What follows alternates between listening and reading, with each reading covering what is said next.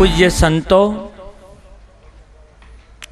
સરસ મજાના પવિત્ર શબ્દોથી સમાજ ઘડતર અને આપણા જીવનના ઘડતર માટે ખૂબ સરસ આ કથાના માધ્યમથી આપણને રસપાન કરાવી રહ્યા છે।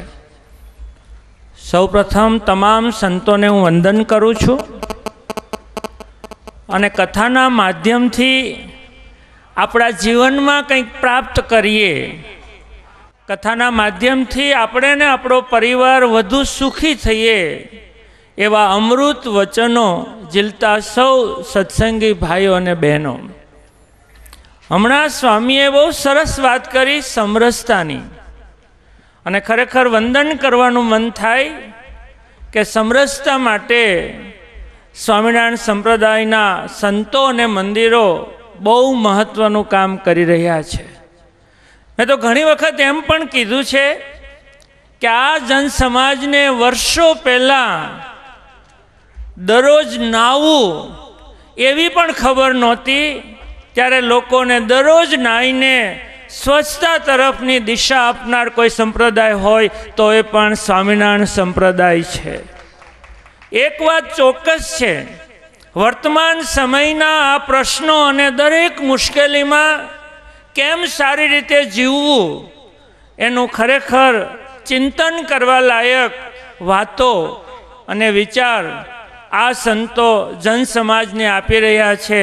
એટલે આ રાષ્ટ્ર માટે સંતો ગૌરવરૂપ છે એટલું જ નહીં, પણ આ સમાજને જીવન માટે આવી વાણી આપનાર તમામ સંતોને હું ફરી ખૂબ ખૂબ વંદન કરું છું।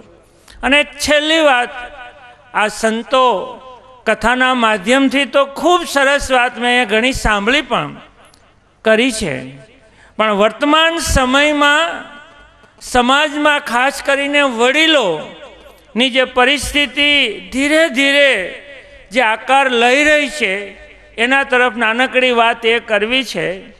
અત્યારે 50% વડીલો, માતાઓ દાદાઓ 50% વડીલોને ઘેરે એની સાથે કોઈ જમવા નથી બેસતું, એકલા જમવા બેસવું પડે છે। મોટાભાગના વડીલો પછી આરોગ્યનો પ્રશ્ન હોય કે આર્થિક પ્રશ્ન હોય ત્યારે લાચારીથી જીવે છે। ત્યારે આવા સત્સંગો દ્વારા આપણો પરિવાર કેમ સરસ રીતે જીવે એવી સરસ વાત લઈને આપણે આપણા પરિવારને ખૂબ સરસ રીતે જીવતા કરીએ, આનંદ કરતા આપણો પરિવાર સુખેથી જીવે એવી વાતો અહીંયા થાય છે, એનું મને ખૂબ ગૌરવ છે। આપ સૌને આવું સરસ માધ્યમથી જીવન માટે કંઈક મેળવી રહ્યા છો, અભિનંદન। અને સંતોને હું ખૂબ જ ગૌરવપૂર્ણ વંદન કરી વિરમું છું કે સમાજને આપ સદા રાહબર છો, એનો મને વિશેષ આનંદ છે। આપ સૌના ચરણોમાં ફરીવાર વંદન કરી વિરમું છું। જય સ્વામિનારાયણ।